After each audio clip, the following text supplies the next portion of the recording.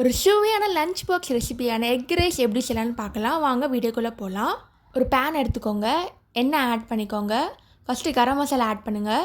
பொடியாக கட் பண்ண வெங்காயம் ஆட் பண்ணிக்கோங்க. கருவேப்பிலை, ஒரு தக்காளி ஆட் பண்ணிக்கோங்க. நல்லா வதக்கணும், பொன்னிறமாக ஆகணும்.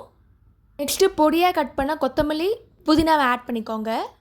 இப்போ மசாலாவுக்கு மஞ்சத்தூள், 3 ஸ்பூன் மிளகாத்தூள், உப்பு தேவையான அளவு, கலருக்காக கொஞ்சம் காஷ்மீர் சில்லியும் ஆட் பண்ணிக்கோங்க. தண்ணி லைட்டாக ஆட் பண்ணுங்கள், ரொம்ப தண்ணி வேண்டாம். இப்போ கிரேவி ரெடி ஆயிடுச்சு. இப்போ முட்டை உடச்சி போடுங்க. எக் ரைஸ்க்கு நான் 6 முட்டை உடைக்கிறேன். தனியாக வேக வைங்க. ஸ்டார்டிங்கே மிக்ஸ் பண்ணாதீங்க, முட்டை நல்லா வேகணும். இப்போ லைட்டாக உப்பு மிளகுத்தூள் ஆட் பண்ணிக்கோங்க.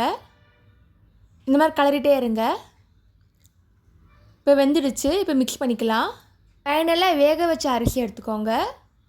நல்லா ஆறி இருக்கணும், அப்போ தான் உதிரியாக இருக்கும். இப்போ மிக்ஸ் பண்ணிக்கலாம். ஒரு சுவையான எக் ரைஸ் ரெடி ஆகிடுச்சு. இது லஞ்ச் ரெசிபியே நீ யூஸ் பண்ணிக்கலாம். நீங்களும் ட்ரை பண்ணி பார்த்துட்டு எப்படி இருக்குன்னு சொல்லுங்கள். இந்த மாதிரி சிம்பிள் ரெசிபியில் யூடியூப் சேனலில் போட்டிருக்கேன், அதையும் மறக்காமல் செக் பண்ணி பாருங்கள். தேங்க்ஸ் ஃபார் வாட்சிங். லைக் பண்ணுங்கள், ஷேர் பண்ணுங்கள், சப்ஸ்கிரைப் பண்ணுங்கள். ஃபுட் வீடியோஸும் போட்டிருக்கேன், அதையும் மறக்காமல் செக் பண்ணி பாருங்கள்.